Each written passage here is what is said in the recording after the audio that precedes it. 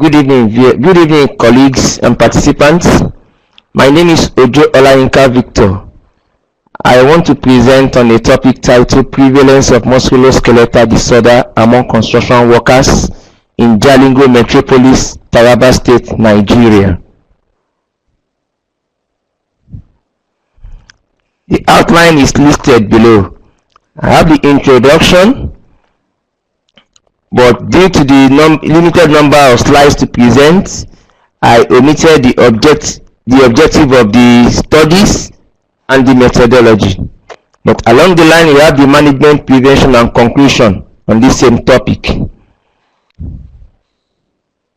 Introduction. Work-related musculoskeletal disorder constitutes a significant ergonomics problem encountered in workplaces, which ranking among the leading causes of occupational disability. For example, by saying construction workers, these are people involved in building of houses, construction of roads, construction of dams, everything that involves construction.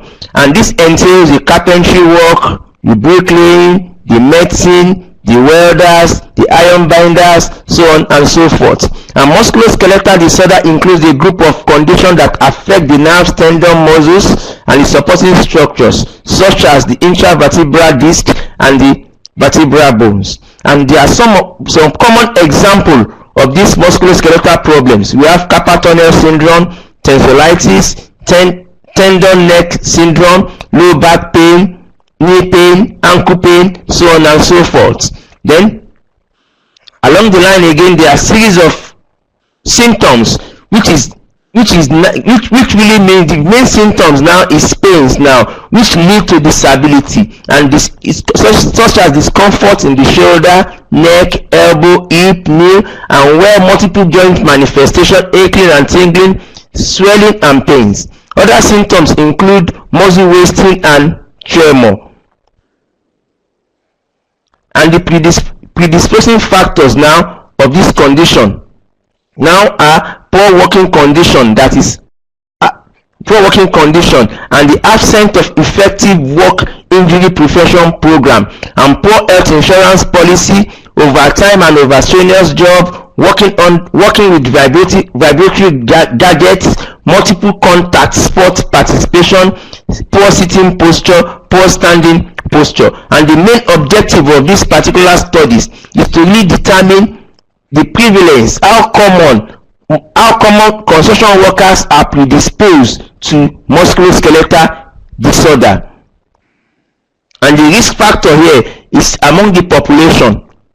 The risk factors now is highly prevalence to musculoskeletal disorder include commercial drivers, physiotherapists, computer system users, rural community dwellers, dentists, and rural health workers, timber workers, office workers in Nigeria. And the methodology used for these studies was I used a descriptive statistics method in which questionnaires have been modified for this particular studies, where we have 122 respondents, and modified questionnaires was being designed to be able to fit into the system and the various based on the tasks being practiced by construction workers in Jalingo local government metropolis in Taraba State, Nigeria. Then the management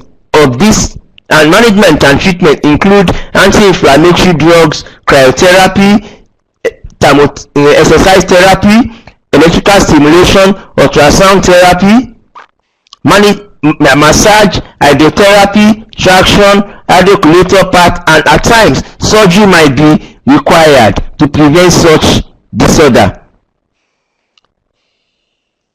In conclusion, based on the findings of this study, the following conclusions were made. There is a high prevalence of musculoskeletal disorder among construction workers in Jalingo local government of Taraba State, Nigeria.